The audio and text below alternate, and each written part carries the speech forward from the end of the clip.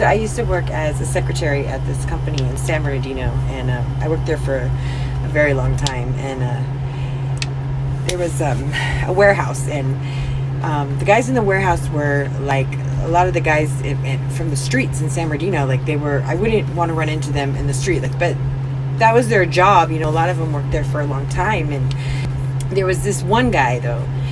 His name was David. He was only white guy that worked there, and then he was kind of young, and he worked there for like 3 years.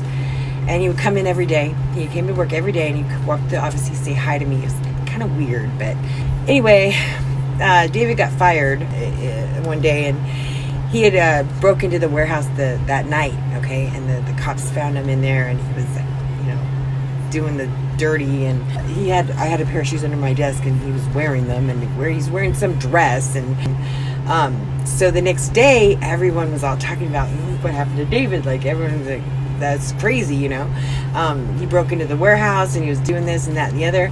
And that day one of the owner's wives came in.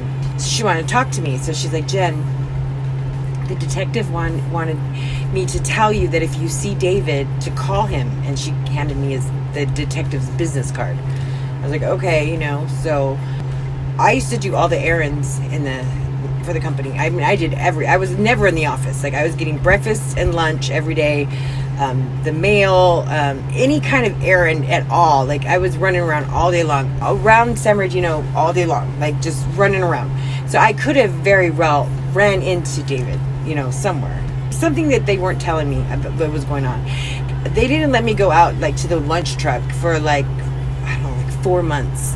I wasn't allowed to go to the warehouse, and people from the warehouse weren't allowed to come to the office. Like it was off limits at that point. I was like, what happened? Finally, they let me go out to the lunch truck in the warehouse. Like, hey Jen, what's up? We're talking and saying hi, and I was just telling you what was going on with David, because I hadn't been able to see anyone for like 4 months. And so they told me what happened, and they found a diary in his locker, okay? And it was filled out every page, like hundreds of pages of all the ways he wanted to like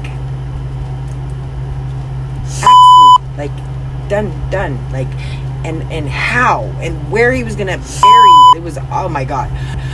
So I was thinking about it. I was like, when she told me that day, she should have said, Jen, the detective said if you see David, he wants to kill you. Oh my God.